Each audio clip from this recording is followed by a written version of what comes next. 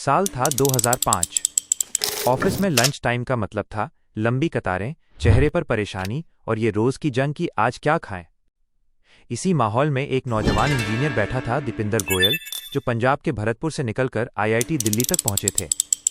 एक साधारण परिवार का ये लड़का अपने विचारों में कुछ बड़ा करने की सोच रखता था। उस दिन लंच की लाइन में इंतजार करते हुए उनके दिमाग में एक सीधा सा विचार कौंधा।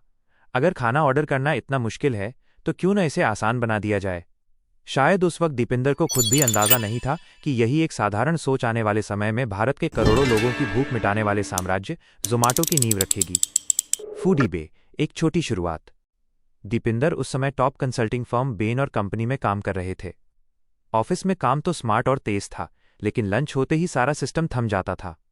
लोग मेन्यू कार्ड्स ढूंढते, पास करते और हर कोई पूछता, यार इस जगह का खाना कैसा है। ये रोज की परेशानी देखकर दीपिंदर को महसूस हुआ, टेक्नोलॉजी इतनी आगे है, फिर भी खाने के लिए हमें इतना जूझना पड़ता है। उन्होंने रात में बैठकर कोडिंग की डेटा इकट्ठा किया और एक वेबसाइट का आइडिया तैयार किया। नाम रखा foodibay.com का लिंक। ये एक छोटी सी वेबसाइट थी, पर इसके पीछे की सोच बहुत बड़ी थी। उन्होंने अपने ऑफिस के सभी रेस्टोरेंट्स के मेन्यू स्कैन किए, उन्हें ऑनलाइन अपलोड किया और अपने साथियों के साथ शेयर कर दिया। पहले इसे उनके ऑफिस के लोगों ने इस्तेमाल किया, फिर उनके दोस्तों ने, और देखते ही देखते फूडीबे चर्चा का विषय बन गया। लोग कहने लगे, भाई फूडीबे पर देख ले, सब मिल जाएगा। ये वेबसाइट जल्द ही लोगों की जरूरत बन गई। नाम बदला, मिशन नहीं, जोमाटो का उदय। साल 2010 में एक बड़ी चुनौती आई। ईबे ने कहा कि फूडीबे नाम उनके ट्रेडमार्क से मेल खाता है। दीपिंदर के सामने मुश्किल थी, या तो नाम बदलें या कंपनी बंद करें। काफी सोच विचार के बाद उन्होंने एक नया नाम चुना, जोमाटो। ये छोटा, यूनिक और आसानी से याद हो जाने वाला नाम था। नाम तो बदला, लेकिन उनका मिशन वही रहा, खाने को लोगों तक आसानी से पहुंचाना। अब जोमाटो सिर्फ मेन्यू कार्ड्स नहीं दिखाता था, बल्कि रिव्यू, रेटिंग्स और फोटोज के साथ बताता था कि कहाँ का खाना कैसा है। लोग अब कहने लगे थे, चलो जोमाटो पर देखते हैं। मुकाबले की तैयारी। जब स्विगी आया, जोमाटो तेजी से फैल रहा था, लेकिन 2015 में एक नया प्रतिद्वंद्वी आया, स्विगी। स्विगी ने डिलीवरी पर ध्यान केंद्रित किया। अब लोग सिर्फ मेन्यू नहीं देखते थे, वे ऑर्डर भी करते थे और खाना उनके घर तक आता था। जोमाटो के लिए ये एक चेतावनी थी। अगर अब कोई बड़ा कदम नहीं उठाया गया तो वो सिर्फ एक जानकारी देने वाली साइट बनकर रह जाएगा। दीपिंदर ने तुरंत फैसला लिया, अब जोमाटो खुद खाना डिलीवर करेगा। लोगों ने कहा कि लॉजिस्टिक्स, राइडर्स और किचन का काम बहुत मुश्किल है, पर दीपिंदर अडिग रहे। उन्होंने धीरे धीरे अपना डिलीवरी नेटवर्क खड़ा किया, टीम बनाई और एक सिस्टम तैयार किया जिसका पहला नियम था कस्टमर फर्स्ट। शुरुआत में ढेरों दिक्कतें आईं, लेकिन दीपिंदर ने हार नहीं मानी।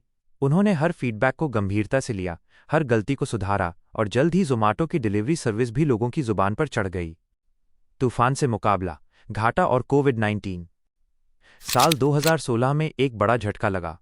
जोमाटो को भारी नुकसान हुआ। कई देशों में ऑपरेशन बंद करने पड़े और कर्मचारियों को निकालना पड़ा। कई लोगों ने कहा, जोमाटो खत्म हो जाएगा। लेकिन दीपिंदर ने कहा, अगर गिरना ही है तो उठने की ताकत भी रखो। उन्होंने टीम छोटी की, सिस्टम ऑप्टिमाइज किया और नई रणनीति के साथ जोरदार वापसी की। फिर 2020 में कोविड-19 आया। रेस्टोरेंट बंद, लोग घरों में कैद, ऑर्डर बंद। यह जोमाटो के लिए जिंदगी और मौत की लड़ाई थी। लेकिन दीपिंदर ने हार नहीं मानी। उन्होंने शुरू किया फीडिंग इंडिया कैंपेन, जहां लाखों लोगों तक मुफ्त खाना पहुंचाया गया। डिलीवरी बॉयज पीपीई किट पहनकर जोखिम उठाते हुए लोगों की मदद कर रहे थे।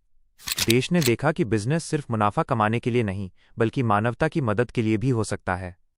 इतिहास बना, जोमाटो का आईपीओ। धीरे धीरे हालात सुधरे और जोमाटो ने एक नई रफ्तार पकड़ी। अब ये लोगों के लिए सिर्फ एक ऐप नहीं, बल्कि लाइफस्टाइल का हिस्सा बन चुका था। और फिर आया वो ऐतिहासिक पल, साल 2021, जोमाटो का आईपीओ। भारत की पहली फूड टेक कंपनी जिसने शेयर मार्केट में कदम रखा। पहले ही दिन आईपीओ ओवर सब्सक्राइब हो गया। दीपिंदर गोयल अब सिर्फ एक फाउंडर नहीं, बल्कि एक प्रेरणा बन चुके थे। आज जोमाटो 24 से ज्यादा देशों में काम कर रहा है, लाखों ऑर्डर डिलीवर होते हैं और करोड़ों यूजर्स हैं। उनका मिशन आज भी वही है, हर किसी को कहीं भी अच्छा खाना पहुंचाना। दीपिंदर आज भी कहते हैं, ये एक मिशन है लोगों को खुश करने का। ऑफिस की लंच लाइन में खड़ा एक लड़का आज करोड़ों लोगों की भूख मिटा रहा है। उन्होंने साबित किया, सपने वही सच होते हैं जिनके पीछे मेहनत पागलपन बन जाए। अब सवाल आपसे है, क्या आपके अंदर भी कोई ऐसी छोटी सी सोच है जो किसी दिन दुनिया बदल सकती है।